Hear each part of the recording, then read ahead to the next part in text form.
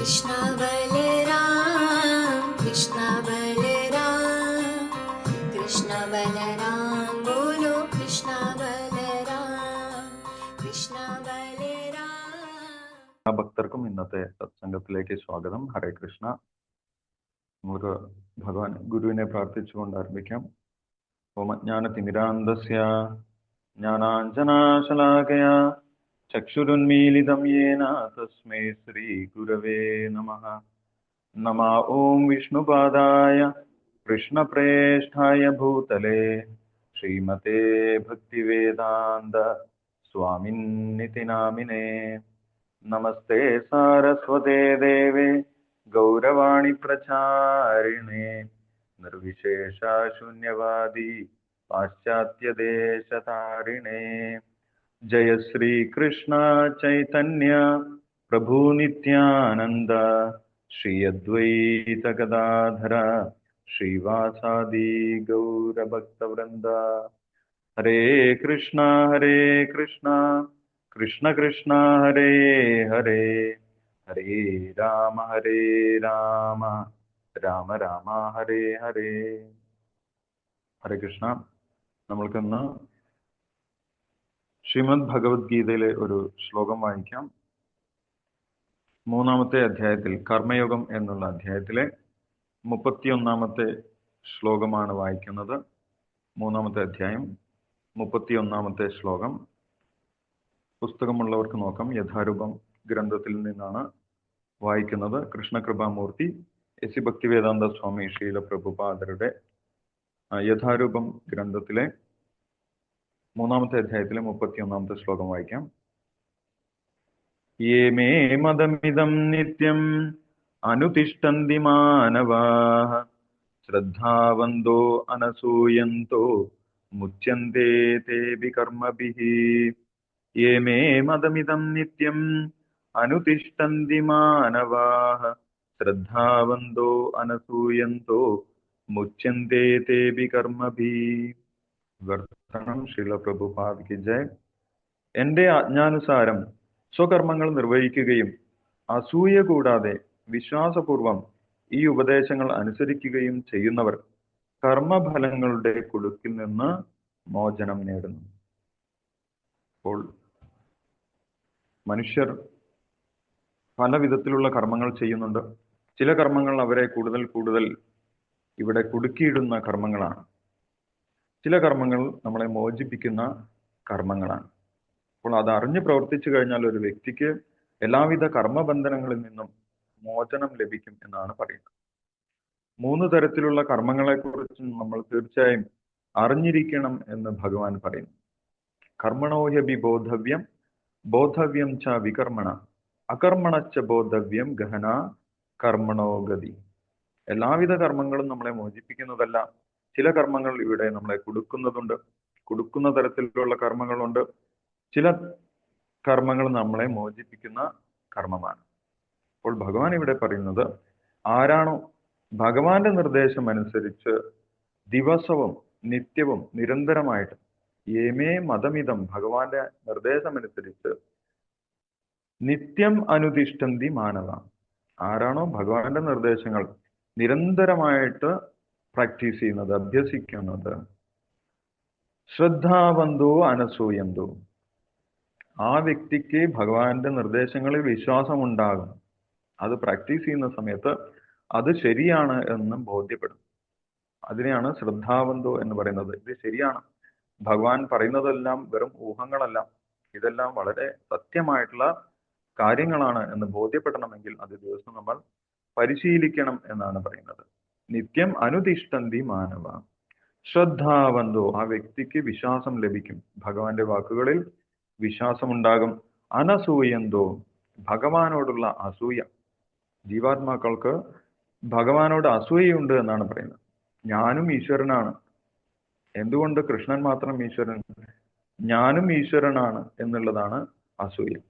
അപ്പോൾ ഞാൻ ഈശ്വരനല്ല, ഭഗവാൻ മാത്രമാണ് ഈശ്വരൻ എന്നുള്ള ഭാവത്തിൽ നമ്മൾക്ക് എത്തിച്ചേരാൻ സാധിക്കും ഭഗവാന്റെ നിർദ്ദേശം നിരന്തരം അനുസരിക്കുന്നതിലൂടെ എന്നാണ് പറയുന്നത്. അനസൂയന്തോ മുച്ചന്തേ തേബി കർമ്മഭി, അങ്ങനെ ഭഗവാനോട് അസൂയയില്ലാതെ ഭഗവാനെ പൂർണ്ണമായിട്ടും അംഗീകരിക്കുന്ന വ്യക്തിക്ക് സ്വാഭാവികമായിട്ടും കർമ്മ ബന്ധനങ്ങളിൽ നിന്ന് മുക്തി ലഭിച്ച് ഭഗവാന്റെ പക്കലേക്ക് തിരിച്ചു പോകാൻ സാധിക്കും.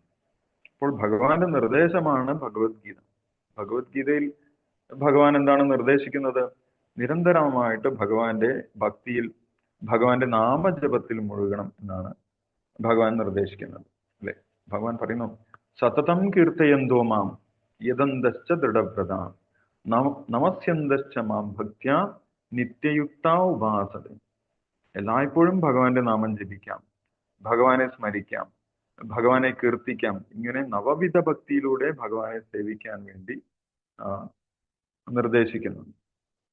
അപ്പോൾ അതിൽ ഏതെങ്കിലും ഒന്ന് ചെയ്താൽ തന്നെ ഭഗവാനെ ലഭിക്കുമെന്നാണ് പറയുന്നത്. പ്രഹ്ലാദ മഹാരാജാവ് 9 വിധത്തിലുള്ള ഭക്തി സേവനങ്ങളെ കുറിച്ച് പറയുന്നുണ്ട്. ഭാഗവതത്തിൽ നമ്മൾ കേട്ടിട്ടുണ്ട്. ശ്രവണം, കീർത്തനം, വിഷ്ണു സ്മരണം, അർച്ചനം, വന്ദനം, ദാസ്യം, സാഖ്യം, ആത്മനിവേദനം എന്ന് പറഞ്ഞ് 9 തരം ഭക്തി സേവനങ്ങളുണ്ട്. അതിൽ ഏതെങ്കിലും ഒരു ഭക്തി സേവനം ചെയ്താൽ തന്നെ ഭഗവാനെ നമ്മൾക്ക് ലഭിക്കും. ശ്രവണത്തിലൂടെ മാത്രം പരീക്ഷിത് മഹാരാജാവിന് ഭഗവാനെ ലഭിച്ചു. കീർത്തനത്തിലൂടെ മാത്രം ശുകദേവ് ബ്രഹ്മർഷിക്ക് ഭഗവാനെ ലഭിച്ചു. സ്മരണത്തിലൂടെ മാത്രമാണ് പ്രഹ്ലാദ മഹാരാജാവിന് ഭഗവാനെ ലഭിച്ചത്. അതുപോലെ വന്ദനത്തിലൂടെ അക്രൂരനും, ദാസ്യത്തിലൂടെ ഹനുമാൻ സ്വാമിയും, പാദസേവനത്തിലൂടെ ലക്ഷ്മി ദേവിയും, ആത്മനിവേദനത്തിലൂടെ ബലിമഹാരാജാവും ഭഗവാനെ നേടി. അപ്പോൾ ഏതെങ്കിലും ഒന്ന് ചെയ്താൽ തന്നെ നമ്മൾക്ക് പൂർണ്ണമായിട്ട് നേട്ടമുണ്ടാകും, മുഴുവൻ ചെയ്യാൻ സാധിച്ചില്ലെങ്കിൽ പോലും എന്നാണ് പറയുന്നത്. നമ്മൾ ദിവസവും ഇവിടെ ഈ ഒരു സത്സംഗത്തിൽ വന്ന് നാമം ജപിക്കുന്നുണ്ട്. ആ നാമജപത്തിലൂടെ ഭാഗവതത്തിൽ നിർദ്ദേശിക്കുന്ന 3 കാര്യങ്ങൾ നമ്മൾ ഒരുമിച്ച് ചെയ്യുന്നുണ്ട്, അല്ലെ? നാമം ജപിക്കുന്ന സമയത്ത് നമ്മൾ ഭഗവാനെ കീർത്തിക്കുന്നുണ്ട്, ഭഗവാന്റെ നാമമാണ് നമ്മൾ കീർത്തിക്കുന്നത്. അതേപോലെ നമ്മൾ അത് കേൾക്കുന്നുമുണ്ട്. അപ്പോൾ അവിടെ ശ്രവണവും കീർത്തനവും നടക്കുന്നുണ്ട്. മാത്രമല്ല നമ്മൾ ഭഗവാന്റെ നാമം ജപിക്കുന്ന സമയത്ത് ഭഗവാനെ സ്മരിക്കുന്നുമുണ്ട്. അപ്പോൾ 3 പ്രക്രിയകൾ ഒരേ സമയത്ത്, 3 ഭക്തി പ്രവർത്തനങ്ങൾ ഒരേ സമയത്ത് നമ്മൾ നാമം ജപിക്കുന്ന സമയത്ത് ചെയ്യുന്നുണ്ട്. അതുകൊണ്ട് നാമജപമാണ് ഏറ്റവും ശക്തിയുള്ള ഭക്തിയിലെ ഒരു അംഗം എന്ന് പറയുന്നു. അപ്പോൾ ആരാണോ ദിവസം ഭഗവാന്റെ ഈ ഒരു നാമജപം ചെയ്യുന്നത്, അവർക്ക് ഭഗവാന്റെ വാക്കുകൾ ശരിയാണ് എന്ന് അവർക്ക് ബോധ്യമുണ്ടാകുമെന്നാണ് പറയുന്നത്. ആ ജ്ഞാനം ഭഗവാൻ തന്നെ ഉള്ളിലിരുന്ന് കൊടുക്കും. ആരാണോ ഭഗവാനെ നിരന്തരമായിട്ട് ഭജിക്കുന്നത്, നാമജപത്തിലൂടെ ഭഗവാനെ ഭജിക്കുന്നത്, അവർക്ക് ഭഗവാനെ കുറിച്ചുള്ള ജ്ഞാനം ഭഗവാൻ തന്നെ ഉള്ളിലിരുന്ന് ഹൃദയത്തിലിരുന്ന് കൊടുക്കും എന്ന് ഭഗവാൻ വാക്ക് കൊടുക്കും, അല്ലെ? ഭഗവാൻ അച്യുതനാണ്. ഭഗവാന്റെ വാക്കുകളൊന്നും ഒരിക്കലും തെറ്റുകയില്ല. ദേവന്മാർ വന്ന് ഭഗവാൻ അവതരിക്കുന്ന സമയത്ത് ദേവന്മാർ ഭഗവാനെ സ്തുതിക്കുന്നുണ്ട്. അങ്ങ് പൂർണ്ണമായിട്ടും പരമമായിട്ടുള്ള സത്യമാണ്, അങ്ങയുടെ വാക്കുകളും പരമമായിട്ടുള്ള സത്യമാണ് എന്ന് പറയും.